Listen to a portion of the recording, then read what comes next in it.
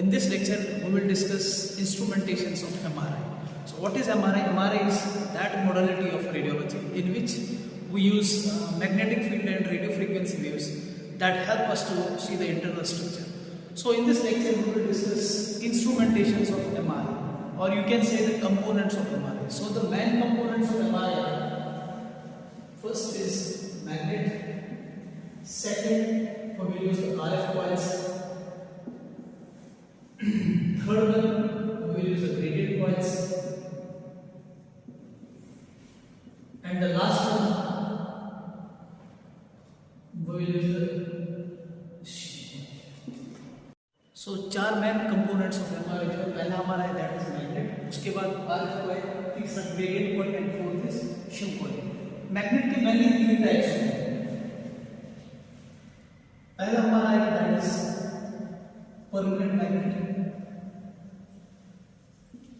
Second is resistive magnet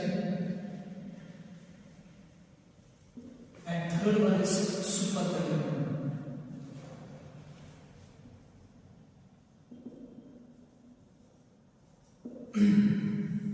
RF, it has mainly four types. First is volume coil, second is surface coil, another is quadratic coil, and the last one is that is phase array coil. उसके बाद gradient, it has also three types. One is that's called phase encoding, second will be frequency encoding, and the last one is that is size section. This shim has two types. One is active shimming and second is that is passive.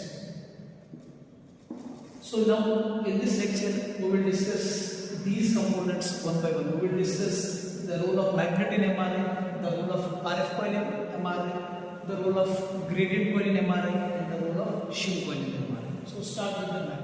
So we will discuss the important component of the MRI, that is the main component of MRI, that is magnet. Magnet usually has three types.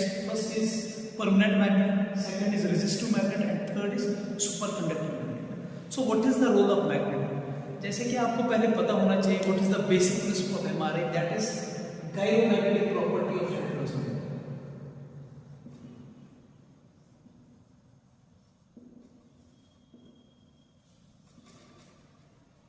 हमारी body में we have billions of hydrogen atom, but the problem is they don't have any direction. They have the spin but they don't have direction. Like मैं आपको यहाँ पे दिखाऊंगा, हमारे पास बहुत सारे प्रोटॉन्स होते हैं बॉडी में, उनकी कोई डायरेक्शन नहीं। So this is the first step. This is a gyromagnetic property of hydrogen. That means that hydrogen protons present in our body, they have the spin but they don't have direction. So what is the role of magnet? Magnet का यही role है। Magnet क्या करता है, जब हम इनको magnetic field में डालते हैं, मैग्नेट के दो फंक्शंस हैं। ये इनको अलाइन करेगा, इनको एक डायरेक्शन देगा, और साथ ही साथ क्या होगा, मैग्नेट का ये होगा, ये सो यहाँ पे ये चीज क्लियर होना चाहिए कि मैग्नेट के सिर्फ दो ही फंक्शंस हैं, एक कि इनको अलाइन करना और साथ ही साथ इन प्रोटॉन्स को प्रोसेस करना। And this precision it depends upon the magnetic field. कहने का ये मतलब है, अगर आप 1 टेस्ला मैग्नेट यूज करोगे प्रिसिशन की रेट अलग होगी, अगर आप 1.5 टेस्ला यूज करोगे प्रिसिशन इंक्रीज होगा, अगर आप 3 टेस्ला यूज करोगे प्रिसिशन अलग होगा। So in conclusion magnetics role is to align the protons and to process the protons. And this magnet usually has 3 types, permanent, resistive and superconducting. मैंने आज हम सुपरकंडक्टिंग यूज करें। सो परमानेंट मैग्नेट क्या होता है, इसमें हम क्या करते हैं, वो यूज फेरोमैग्नेटिक ऑब्जेक्ट, कोई भी बड़ा हमने फेरोमैग्नेटिक ऑब्जेक्ट रखा, but the problem with this magnet is कि इसकी limited strength, it has limited strength, जिससे क्वालिटी क्या होगी, कोई इंप्रूव नहीं होगी। Second one is resistive magnet, that is also called electromagnet. Electromagnet का पता ही है, हम एक कॉइल में करंट देते हैं, इसका ये बेनिफिट है कि इससे हम जो मैग्नेटिक फील्ड है उसको हम वेरी कर सकते हैं, आप ज्यादा भी कर सकते हो, आप कम भी कर सकते हो, इवन इसका ये बेनिफिट है, इसको ऑफ भी कर सकते हो। बट लिमिटेशन इसका ये है इलेक्ट्रोमैग्नेट का, इसका प्रॉब्लम ये है कि हाई कंजप्शन, एनर्जी का कंजप्शन ज्यादा है, हीट का कंजप्शन ज्यादा है। And the third one that is usually used is super conducting magnet. So what is super conducting magnet? इसमें हम क्या करते हैं, रेजिस्टेंस जो होती है वो सारी खत्म करते हैं। वो कैसे हम अचीव करते हैं, एक कॉइल को हम क्रायोजन फील्ड में यूज करते हैं। So what is cryogen? Cryogen means किसी चीज को कूल डाउन करना, कितना टेम्परेचर में, -269 डिग्री सेल्सियस।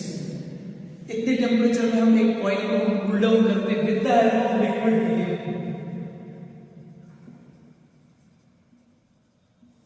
सो एक कॉइल में हम क्या करते हैं, हम उसमें लिक्विड हीलियम रखते हैं, उसको कूल डाउन करते हैं क्रायोजन स्टेट में, so that the all the resistance that will be eliminated. So this magnet is called superconducting magnet. So let me repeat, the magnet, its role is to align the protons and to precess the protons, and this precision it depends upon the magnetic field.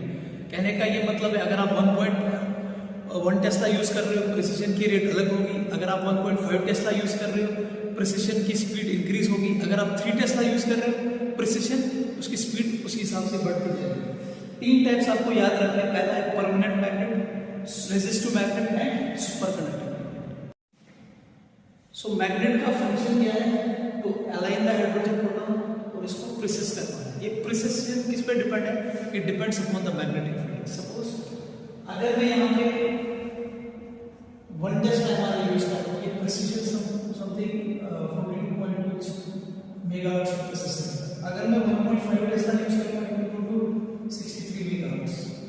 If I use 3 Tesla फिर 127 megahertz की precision. Precision का मतलब है like angular movement, वैसे circular इसका ये rotate कर रहा है। सो यहाँ पे फिर दूसरा कंपोनेंट आपको पढ़ना है, दैट इज आरएफ कॉइल।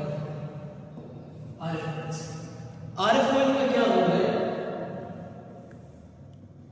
इसके 2 फंक्शंस हैं। First is excitation and second is relaxation. Excitation में क्या होता है, आरएफ को ट्रांसफर करते हैं, और रिलैक्सेशन में हम क्या करते हैं, आरएफ को रिसीव करते हैं। यहाँ पे मैंने एक हाइड्रोजन प्रोटॉन लिया, इसकी जो सपोज मैं 1 टेस्ला यूज कर रहा हूँ, इसकी जो प्रिसिशन है 42 मेगाहर्ट्ज। इस डायरेक्शन में अभी प्रोटॉन है, we call it longitudinal magnetization, इसको बोलते हैं लॉन्गिट्यूडनल मैग्नेटाइजेशन।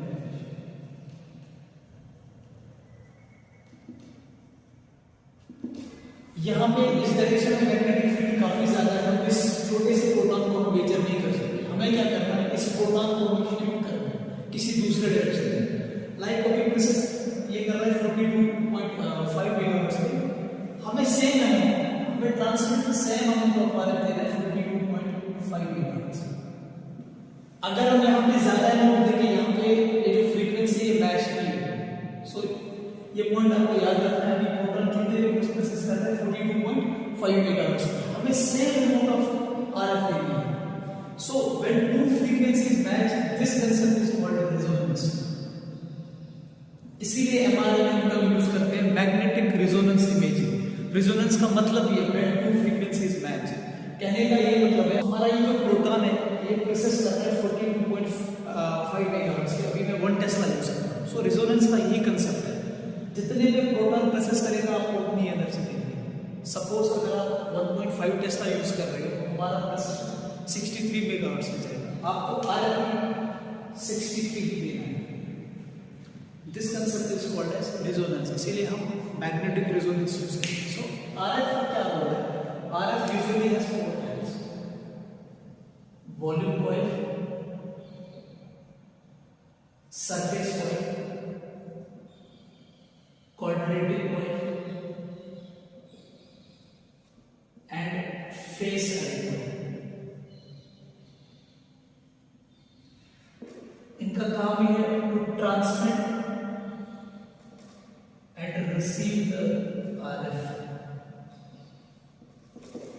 सो ये जो हमारा हाइड्रोजन प्रोटॉन था, अभी ये लॉन्गिट्यूडनल में प्रोसेस कर रहा है, 1 टेस्ला में ये 42.5 मेगाहर्ट्ज पे प्रोसेस करता है। हमने RF 42.5 megahertz, so short time के लिए हम एक RF बस लेके ये शिफ्ट हो जाएगा transverse magnetisation.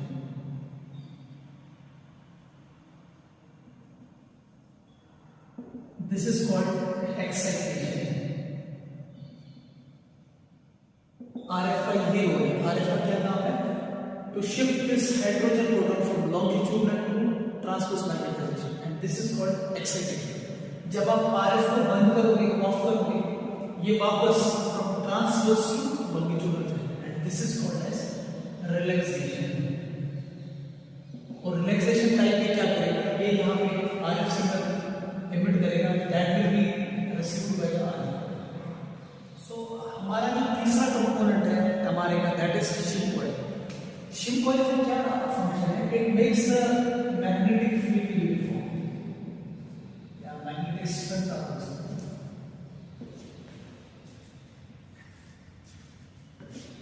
and it usually has two types. One is active and another is passive. So मैं थोड़ा सा यहाँ पे आपके सामने एक्सप्लेन करूँगा। ये अगर हम 1 टेस्ला यूज करते हैं, 1 टेस्ला मैग्नेटिक फील्ड यूज करते हैं, मैग्नेट का पता क्या प्रॉब्लम है? यहाँ पे इस एरिया में स्ट्रेंथ सपोज 1 टेस्ला होगी, लेकिन यहाँ पे कम होगी, यहाँ पे कम होगी, यहाँ पे कम। फॉर एग्जाम्पल अगर यहाँ पे 0.9 टेस्ला है, यहाँ पे 0.8 टेस्ला है, यहाँ पे जो स्ट्रेंथ होगी वो भी 0.7। अब यहाँ पे अगर मैं कम देखूँ कितना है, दैट इज 0.1 टेस्ला, यहाँ पे कम है 0.2 टेस्ला, यहाँ पे 0.3 टेस्ला। बट एक अच्छी हमारे इमेजिंग के लिए to be this magnetic field to be uniform. So हम कैसे इसको अचीव करते हैं? सपोज मैंने यहाँ पे कॉइल यूज की और इसको मैं करंट यहाँ पे सिग्नल कर रहा हूँ, और you can say this is electromagnet. अगर हम यूनिफॉर्मिटी इस करंट से अचीव करेंगे, that is called active. So what is active shipping? That uniformity is achieved by the current. और यहाँ पे मैं सपोज कोई भी फेरोमैग्नेटिक ऑब्जेक्ट यूज करूँ, that is not connected with the current and this is called passive shift. So shift coil का क्या role है हमारे में? It makes the magnetic field uniform.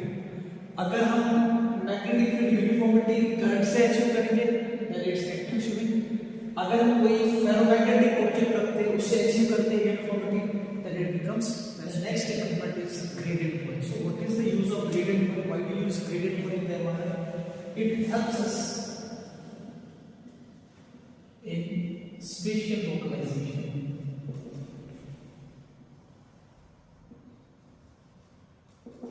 Special localization का क्या मतलब है? हम ग्रेडियंट्स इसलिए यूज करते हैं ताकि हमें पता चले कि इंफॉर्मेशन कहाँ से आ रहा है, एग्जैक्टली बॉडी के किस पार्ट से इंफॉर्मेशन आ रहा है।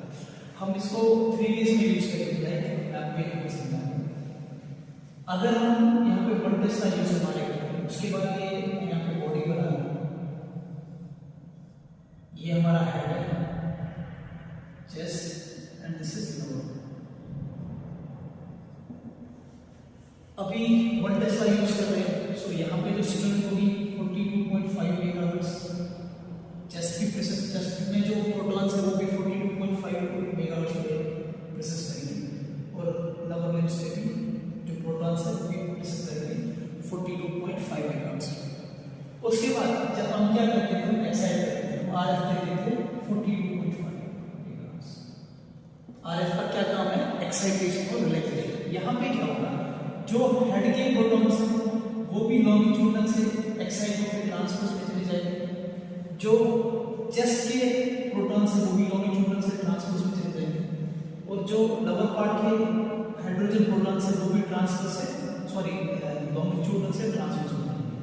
जब हम आरएफ को ऑफ करेंगे, बंद करेंगे, इंफॉर्मेशन ये रिलैक्सेशन में आएगा, ये भी रिलैक्सेशन में आएगा, ये भी रिलैक्सेशन में आएगा। इंफॉर्मेशन हेड से भी आएगी, चेस्ट से भी आएगी, लोअर पार्ट से भी आएगी। सो हमें पता ही नहीं चलेगा कि इंफॉर्मेशन वो कहाँ से आ रहा है। इसका सॉल्यूशन हमें दिस है, that is gradient coils. Gradient coils कुछ भी नहीं है, हम एक्स्ट्रा मैग्नेट यूज करते हैं। 3 वेज में हम यूज कर सकते हैं। अगर ये हमारी बॉडी है, जो पहला ग्रेडियंट रहेगा वो इस z डायरेक्शन में रहेगा, that is called slice direction. दूसरा ग्रेडियंट इस डायरेक्शन में रहेगा, that is called frequency encoding. और तीसरा ग्रेडियंट इस डायरेक्शन में रहेगा, that is called phase encoding. मैं आपको समझा रहा हूँ। सपोज ये मैंने यहाँ पे वोल्टेज दिया और यहाँ पर मैं पहला ग्रेडियंट यूज कर रहा हूँ। मैंने आपको पहले ही बताया था जो प्रिसिशन है it depends upon the magnetic field. So आपको ये समझना है, ये मैंने यहाँ पे इलेक्ट्रोमैग्नेट यूज किया। इस एरिया में जो स्ट्रेंथ होगी वो ज्यादा होगी ऐसा कंपेयर टू दिस। अब अगर मैं यहाँ पे हेड करूँ बाकी पार्ट्स में इस पार्ट का जो हाइड्रोजन प्रोटॉन है उसकी प्रिसिशन ज्यादा होगा। सपोज 43 पे ये प्रिसिशन यहाँ पे तो मैग्नेटिक फील्ड बराबर है, इसी का ये 42 पे प्रिसिस करेगा, ये भी 42 पे प्रिसिस। उसके बाद आपको पता होना चाहिए रेजोनेंस का कंसेप्ट। रेजोनेंस में हम क्या करते हैं, अब अगर हम 43 मेगाहर्ट्ज आरएफ के लिए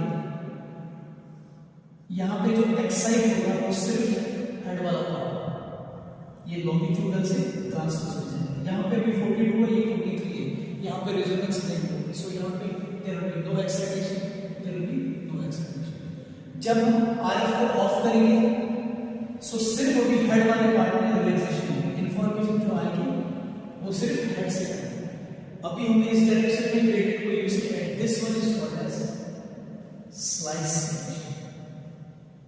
सो एक ग्रेडियंट से हमें ये फायदा मिला कि हमने एक स्पेसिफिक पार्ट को सेलेक्ट किया। एमआरआई का क्या है कि मैग्नेट का काम ही था, जो हमारे हाइड्रोजन प्रोटॉन्स थे उनकी कोई डायरेक्शन नहीं थी, स्पिन था बट डायरेक्शन नहीं थी। मैग्नेट ने क्या किया, उनको अलाइन किया और प्रोसेस किया।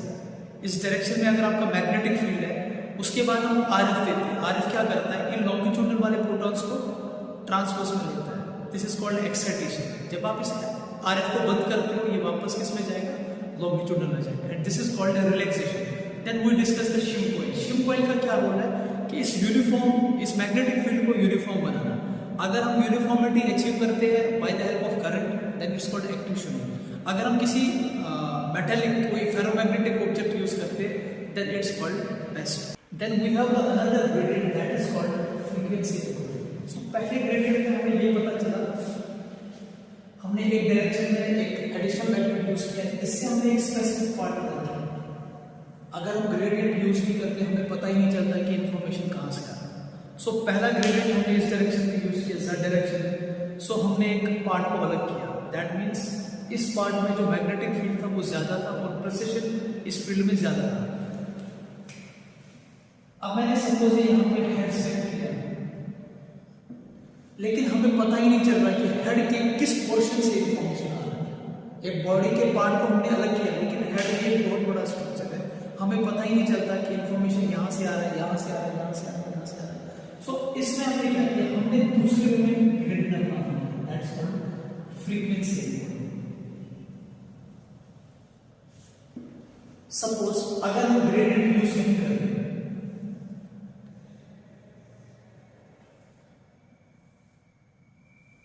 ये वाले जो प्रोटॉन्स थे ऊपर वाले, ये 42 पे प्रोसेस करते थे, ये भी 42, 42, 42।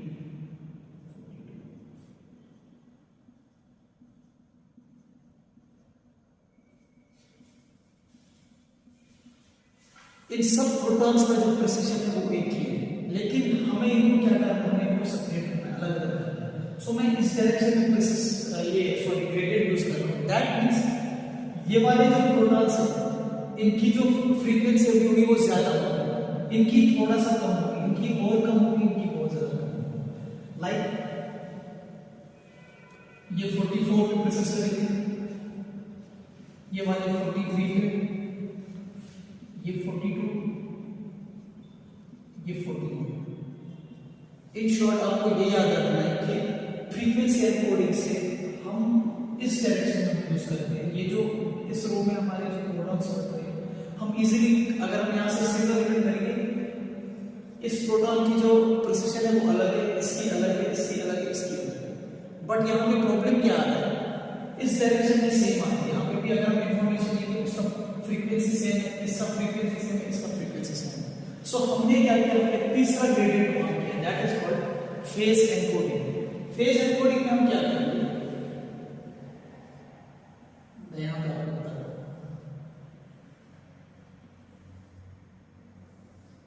जैसे फ्रीक्वेंसी एनकोडिंग से हमें पता चला कि 44 पे प्रोसेस करेंगे, ये अपना हमारा हाइड्रोजन प्रोटॉन है, ये वाला 43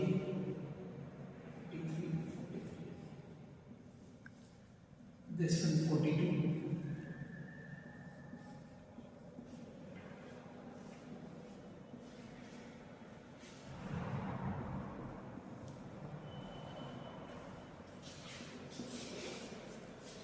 यहां पे आप देख सकते हैं ये जो इस डायरेक्शन में हमने फ्रीक्वेंसी एनकोडिंग यूज किया, इन प्रोटॉन्स की फ्रीक्वेंसी अलग है एज कंपेयर टू दिस, लेकिन प्रॉब्लम क्या आ रहा है, अगर मैं सिग्नल लूं यहां से, इसका भी फ्रीक्वेंसी सेम आ रहा है, इसका भी फ्रीक्वेंसी सेम आ रहा है, हमने तीसरा ग्रेडियंट ऑन किया इस डायरेक्शन में, दैट्स कॉल्ड फेज एनकोडिंग।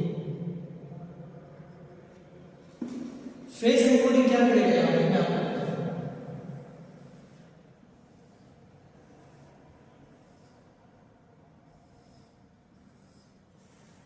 ये जो प्रोटॉन्स इस डायरेक्शन में है, ये इनका फेज है,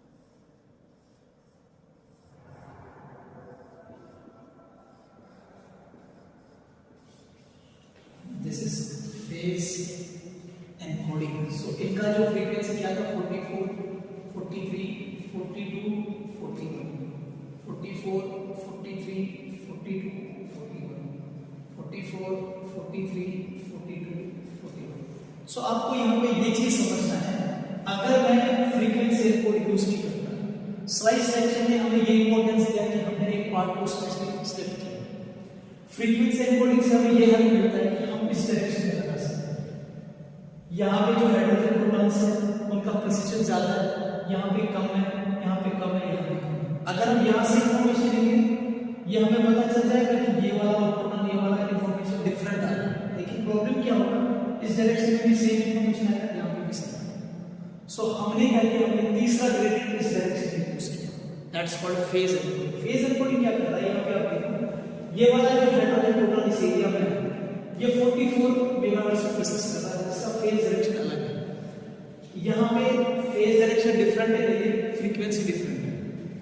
अब फेज एनकोडिंग से हमें ये हेल्प मिला, जितने अब अगर हम इंफॉर्मेशन लेंगे, यहाँ से जो इंफॉर्मेशन आएगी, इसका फेज शिफ्ट लेके फ्रीक्वेंसी अलग है, इसका फेज शिफ्ट अलग है, फ्रीक्वेंसी अलग है, इसका फेज शिफ्ट अलग है, फ्रीक्वेंसी अलग है। So with the help of phase encoding, frequency encoding and slide selection, हम ये पता लगा सकते हैं कि इंफॉर्मेशन एग्जैक्टली कहां पे आ रहा है। सो इन समरी और in conclusion we can say that हमारा it is main 4 components, first is magnet, RF coil, graded coils and shim coil. So magnet usually has 3 types, one is permanent, resistive and superconducting. So what is the function of magnet? These protons, they don't have any direction, they have a spin, but with the help of magnet we can align them and the magnet can present them. Second, the component is that is RF. RF has 3 types: volume coil, surface coil, phase array coil and coordinating coil. What is the role of RF? RF का role ये इन protons को from longitudinal से transverse में excite करना है, और जब हम इस RF को बंद करेंगे ये वापस ट्रांसवर्स से लॉन्गिट्यूडनल में जाएंगे, रिलैक्सेशन से। और what is the role of gradients? Gradients it's an additional magnet, इससे हम ये पता लगा सकते हैं कि इंफॉर्मेशन कहां से आ रहा है। इसके 3 टाइप्स है, first is called slide selection, जो इस डायरेक्शन में आएगा, second will be that will be frequency encoding, and the third one that is phase encoding, and the last component is that is ship coil. Ship coil का क्या होगा? It makes the magnetic field uniform. If this uniformity is achieved with the help of current, it's called active shielding, and if this is achieved by the ferromagnetic object, then it's called passive. Thank you so much.